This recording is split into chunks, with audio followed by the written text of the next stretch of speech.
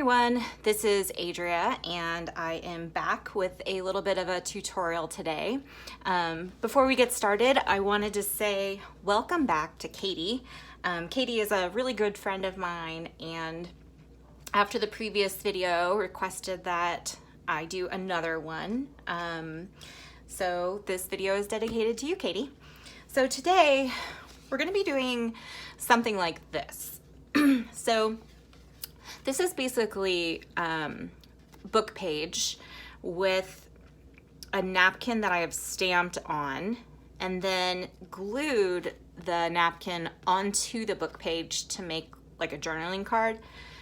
This particular one, I experimented with some hand stitching, but we're not going to do that today because I don't love the way it turned out. To make a long story short, I realized in this experiment that in order to stitch close enough together on paper without all the holes just tearing and becoming one, that the lines don't end up really connecting well, and then I don't know how to say this other than to say that it looks like a kid did it, which wasn't what I was going for. So we're gonna just do the stamping on the book page and maybe move on from that and decoupage on top. So let's get started. So in order to stamp on a napkin, so this is just a basic napkin that you might decoupage with for another reason. And this one is, says 2013 Studio His and Hers, if you're interested in this particular napkin. I think I bought it on clearance at Hobby Lobby. So you might be familiar that when you decoupage with napkin, you need to take off the underlying layers. So in order to do that, you can just take a piece of tape, and hopefully this works. You can lift the underlying layer with that tape and then just begin peeling it off.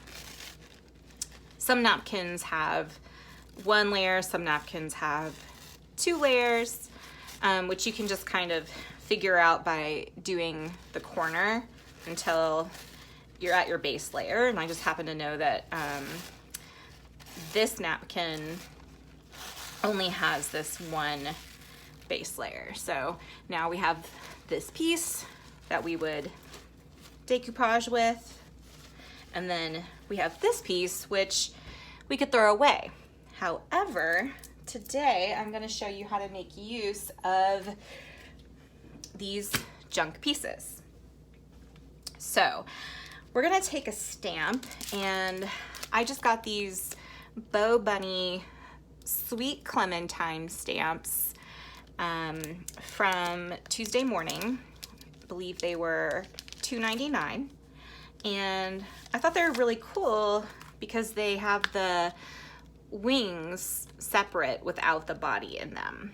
And so my plan is to either stitch, maybe now with the sewing machine instead of by hand, or maybe draw or paint, or I don't know, it just gives me some more opportunity to play with that. So I've got my acrylic block, and I'm gonna place the stamp on the block, and I'm just gonna go ahead and place it pretty close together, like it would actually be if the body were still in there, even though I could do that after I stamped it on the napkin. I'll show you why, but for now I'm just gonna make it easy and do it that way. So we will move our napkin to the side, and today I'm gonna be using some Ranger Distress Oxide in Broken China Color. And the reason I'm using this instead of ink is because I've realized that when stamping with some of my lesser used inks, let's see if I can find an example. Hang on just a minute. I'm grabbing another napkin that I've stamped all over. Okay, here's a good example. So you can see that this stamp is not very clear. The details are kind of gone, and that's because the ink that I stamped in was newer and the colors basically bled. And same thing, like, especially you can see with this Eiffel Tower here as compared to the one in this ink that I've used more often.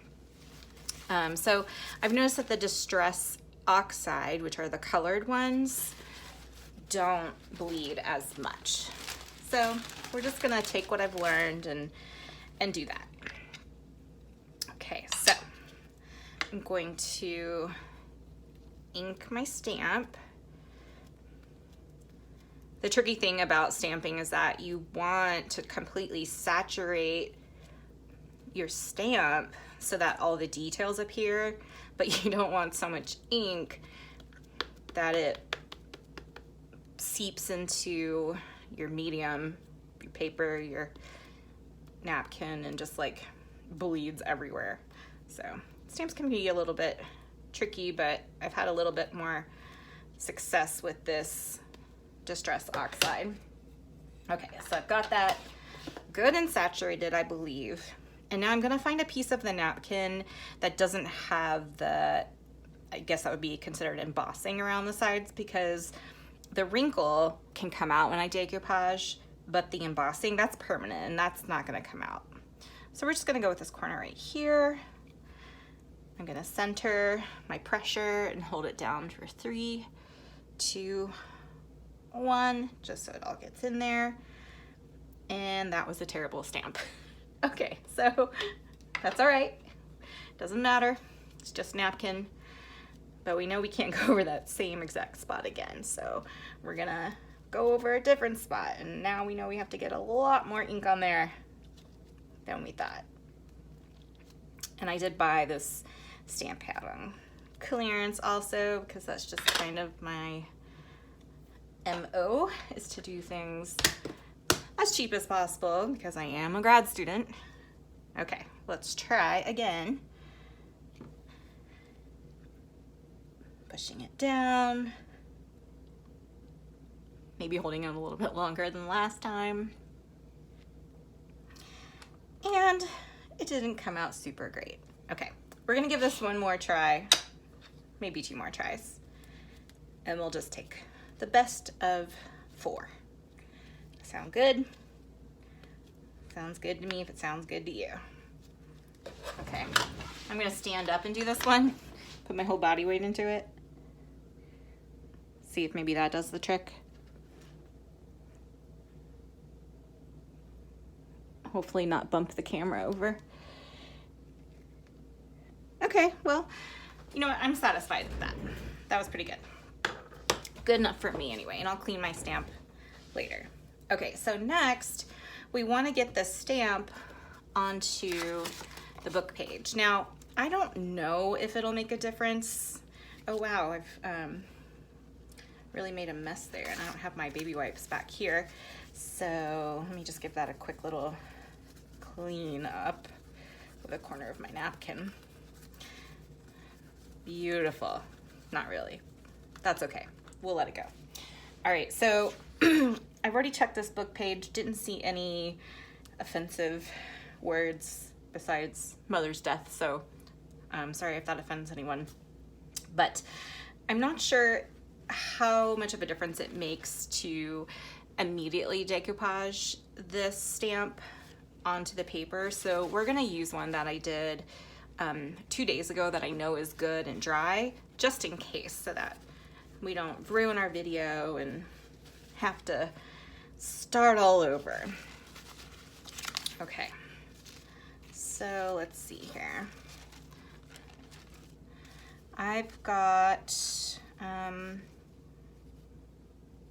you know what, this one's kind of interesting. Let's maybe do this one instead of the green version of the stamp that we just did.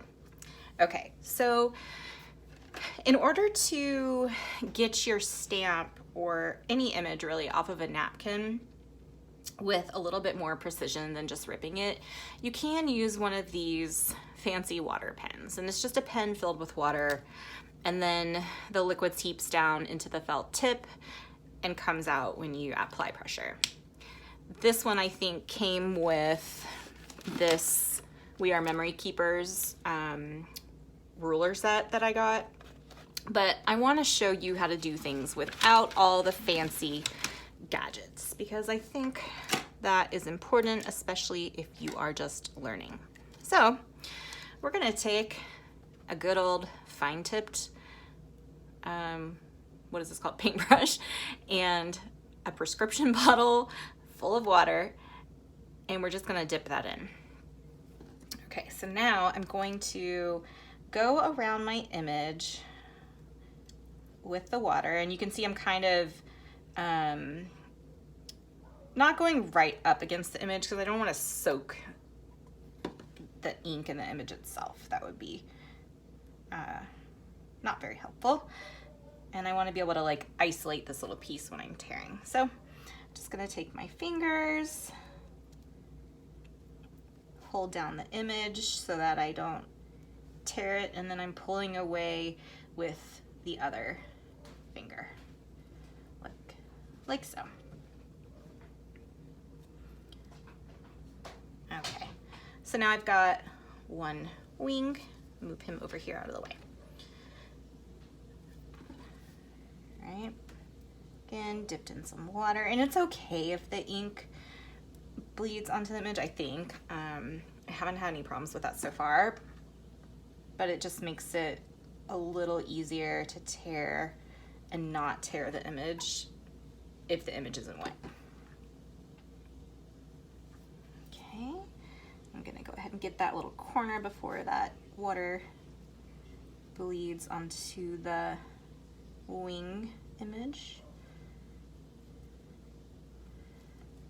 I'm sorry if you guys are hearing my beagle in the background. He is, you know, doing his job, tormenting the neighborhood. All right, and so this is the bottom half of that butterfly.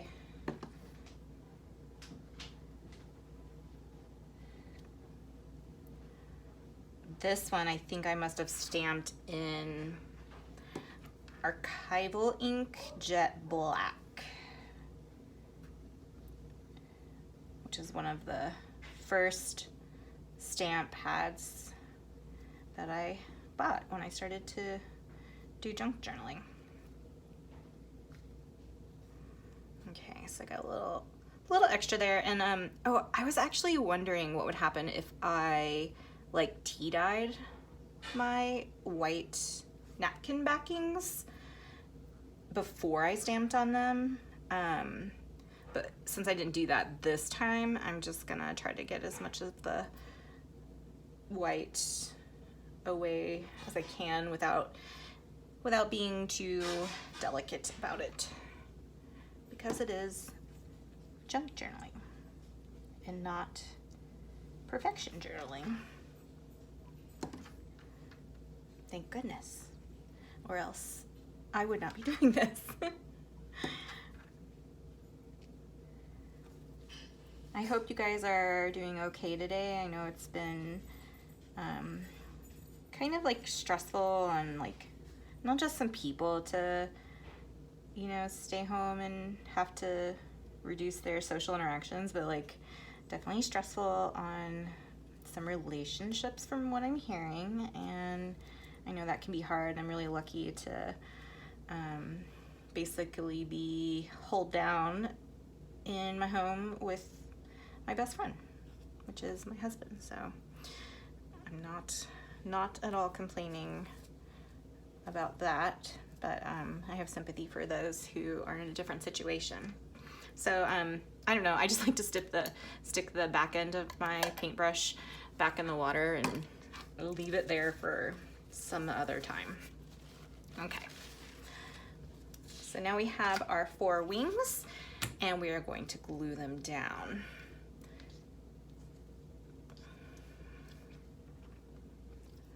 All right, so today I'm going to be using Oohoo Magic Blue, which, you know, goes on blue and then dries clear. And I'm just gonna kind of go a little bit like haphazardly all over, because it doesn't matter if I have extra on there. And I'm gonna place this down gently, somewhat centered. And I'm gonna kind of look at these images to get an idea of how far apart I want them. So I also felt like on my prototype that the images were a little further apart than you might find in nature. Kind of overlapped right there, which won't really be a problem once I decoupage on top. Pat that down. Okay, and so the reason I did that instead of putting the Mod Podge underneath is just because, I don't know, it seems like a little easier to me and not as messy, so that's how I did it. Okay, so now we want to get a layer of Mod Podge on top, and I'm gonna go with I don't know why I'm shaking it, with Mod Podge matte, and I actually think this is a brand new bottle, so let me open that in a jiffy for you. This is my ancient X-Acto knife, which is in need of a revival, and a wine cork to protect, I guess, myself from harm. Okay, so I'm just gonna take some of the Mod Podge from the lid, and remember when you're Mod Podging on top of a napkin that you want to apply as little pressure as possible so you don't tear your image. So I'm holding my mouth right that I follow my own advice and don't tear my image on camera. That would be embarrassing, but okay, because this is all about imperfection and forgiveness. At least it is for me. I don't know if you guys have ever worked like in a grocery store or anything like that, but when I was in my early 20s, I worked in a store called Harris Teeter in South Carolina, and I think our like floral manager was on maternity leave, or for some reason she was gone for a little while, and I was just a lowly cashier, but they asked me to step in the floral department and gave me like bare minimum training, and that was probably like the most frustrating month of my life because plants are organic and not perfect and they don't behave the way you would always expect them to, like paper might. And so I had a really hard time with that because I couldn't get the arrangements ever to look like I originally intended them to be when I would initiate making one. So it was like super frustrating. Okay, and since this is the only water I have right here on my table, we're gonna take this guy out and put this guy in, because you know if you don't clean your Mod Podge brush right away, you get a stiffy, which I did the other day and ruined one of my brushes. Okay, so that is our Mod Podged book page. Now, while we are waiting for that to dry, let's go ahead and finish making this one into a journaling card. So, again, I could use my fancy cutter, but we're trying to do things a little more frugally. So I'm just gonna cut along the end of the wording on the book page. I don't want the title of the book sticking up there, so we're gonna cut that off. Bye bye Horatio.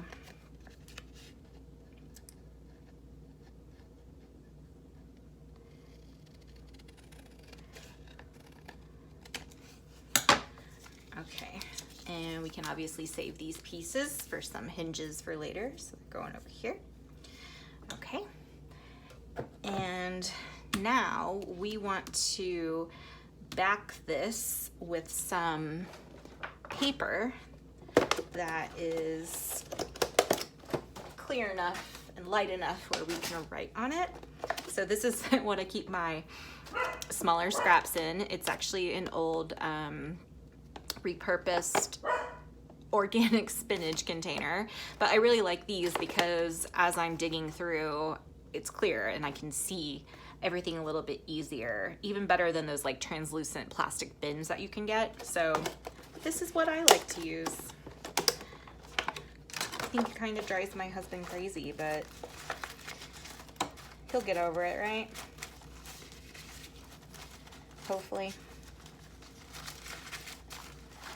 And there might not be any pieces in here that are big enough. But have no fear. We will just move to a bigger pile.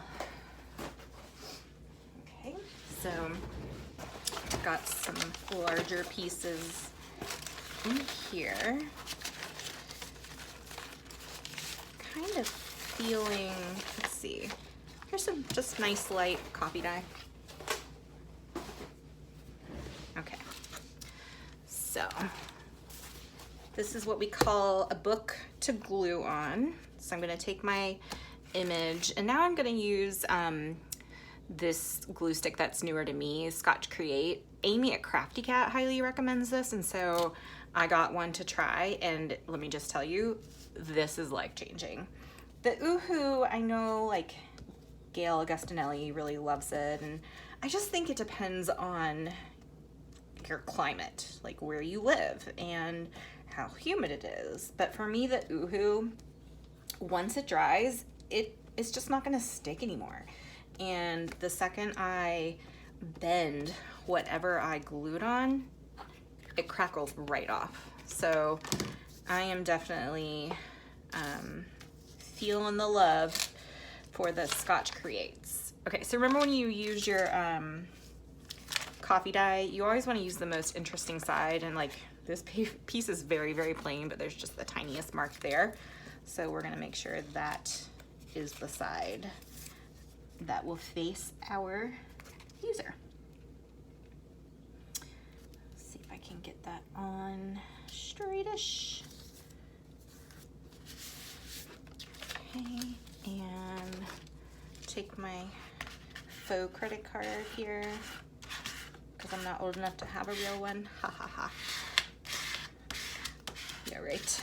And just smooth that down, especially because it has the little bumpies from my experimental sewing. We'll move this out of our way. Okay, now we are going to cut him out.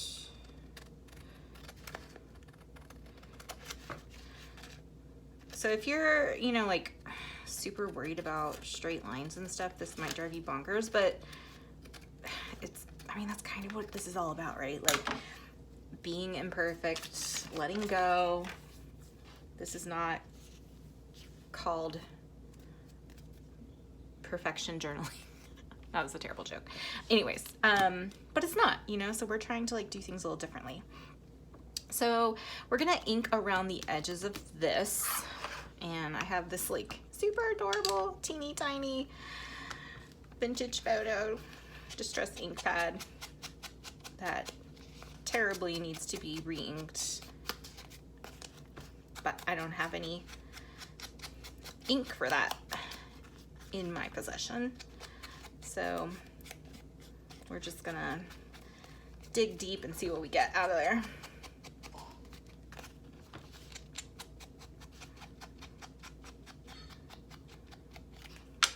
Okay, so this is like just a super basic little journaling card. I could add more embellishment obviously to it, but really I just wanted to show you how you can add a stamped image onto something else, because, you know, kind of like this whole experiment, you can see how sometimes when you go to stamp, it doesn't come down perfectly. And if you're already working on something, you know, that you've already spent time and effort on, and then you put a stamp on it and it comes out like this, that might be a little bit infuriating. So one way you can do it is to do it on the napkin and then glue it on and then decoupage over the top. So this one isn't quite dry yet, but this is the one we decoupaged over. And I'll keep working on that and show you in the next video. But I hope you guys have a great day, and please like and subscribe if you enjoyed this video. Bye.